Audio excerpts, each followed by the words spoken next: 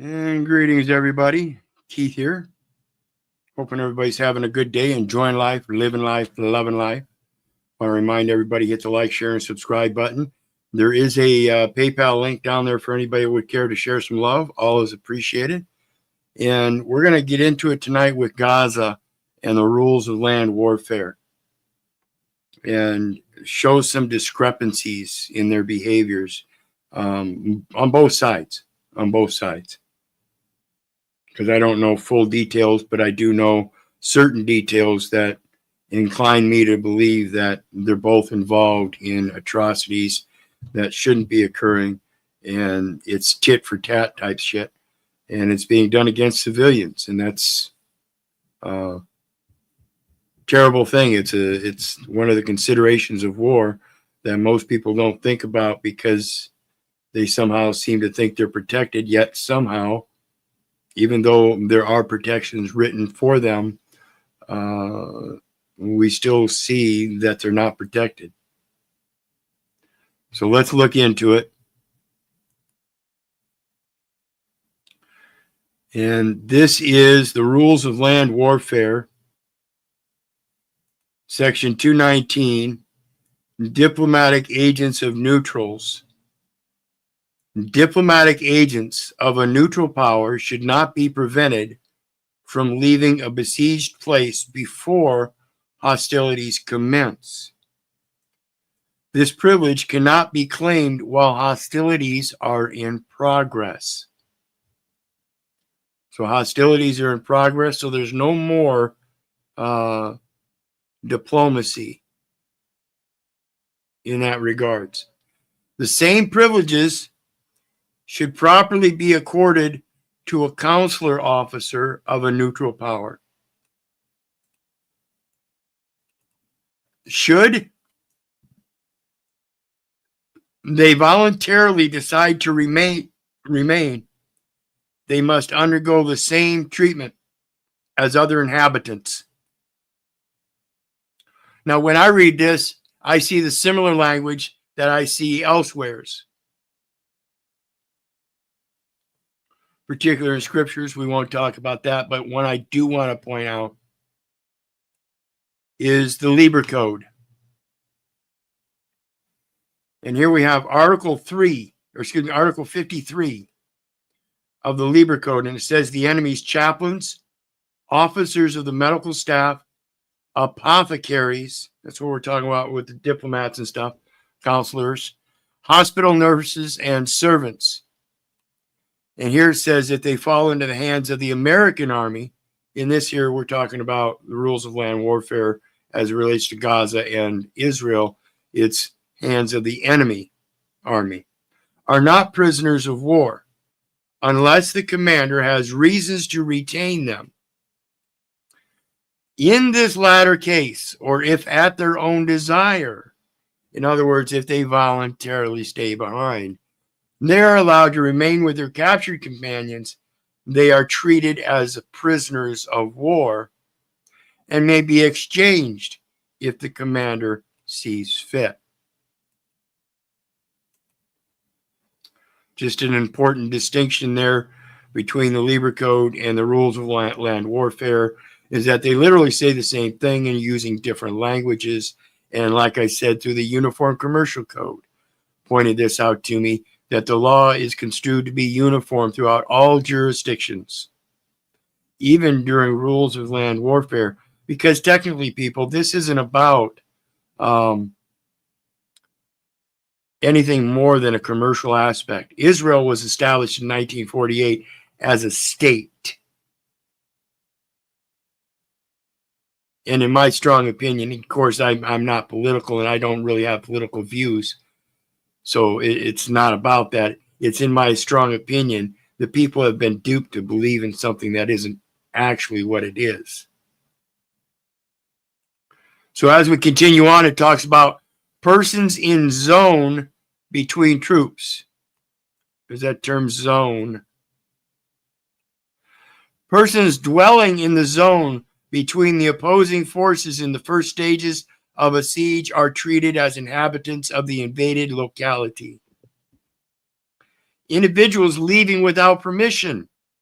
Individuals who attempt to leave or enter a besieged place without obtaining the necessary permission are liable to be fired on and may be sent back into the besieged place or detained and put on trial as suspects.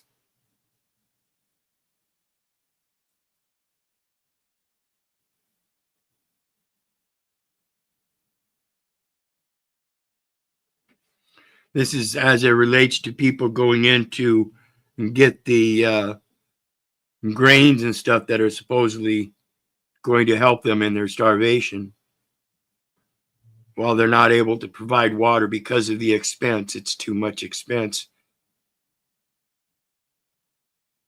to be able to cook the stuff or even have water to drink. And then when they get those supplies and go back to where they were headed, or head back to where they were coming from, they get fired upon. Even little children. It's sickening. Persons expelled may be sent back.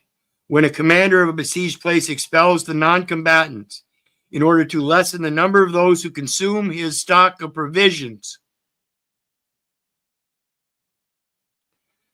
it is lawful, though an extreme measure, to drive them back so as to hasten the surrender. Not compelled to cease fire when expelled. It is not necessary to cease or relax fire because the enemy sends women and children out of his lines in order to get them to a place of safety or to employ compassion. But fire must not be intentionally opened in their direction. Oops. Can forbid communication with besieged place. The commander of the investing force has the absolute right to forbid all communication between the besieged place and the outside.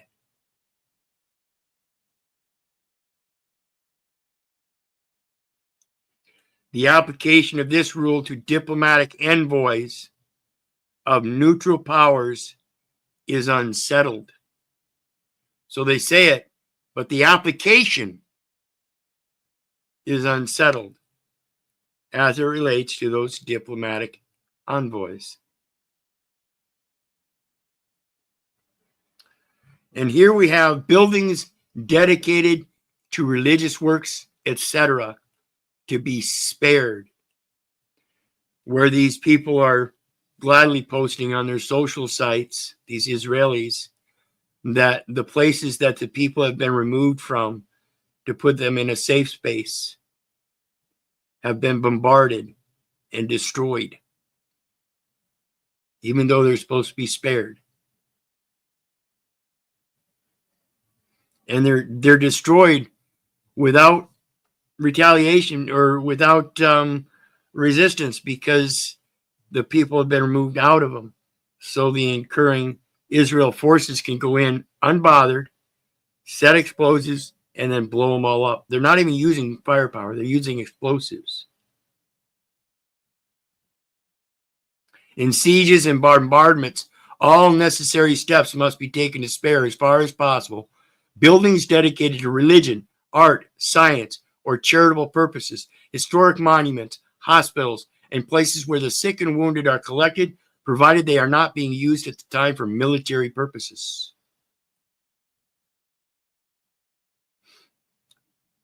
It is the duty of the besieged to indicate the presence of such buildings or places by distinctive and visible signs, which shall be notified to the enemy beforehand. Use of Geneva flag, limited to hospitals, etc. Only hospitals and places where the sick and wounded are located can be indicated by means of the Red Cross on a white ground. It is certainly desirable, in order to avoid injury from actual or erratic shots, that the sick and wounded be wounded in besieged places should be concentrated in some safe place, preferably in neutral territory, if possible to arrange.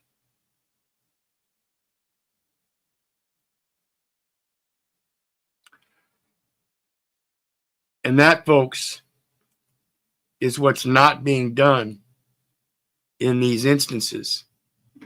When you see these news reports, you don't see that Red Cross flag anywhere in any of this. In Ukraine, in Israel, Gaza, where are these flags that are denoting that these hospitals and schools and stuff that are getting blown up? Where is the evidence that that flag was posted to give that proper notice? Where is the humanity to follow the rules of land warfare when you see people traveling from places to get food for sustenance so they don't starve, based on the premise that they can do something with it when they can't because they don't have any water? It's kind of like the legislating the straws, plastic straws in California. Let's get rid of the plastic straws. Okay, everybody's up in arms. Let's get rid of it. They take it to legislation. They get rid of the plastic straws in paper wraps to end up with paper straws and plastic wraps.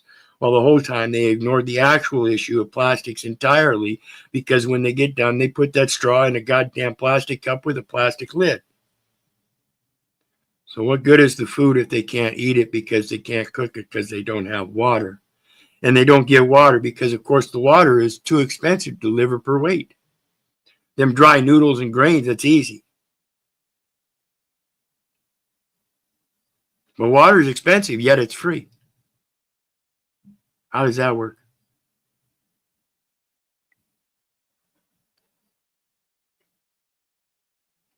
What is this land warfare? Is it mental warfare? Spiritual warfare? Psychological warfare? Yeah, all of it. You've all been duped.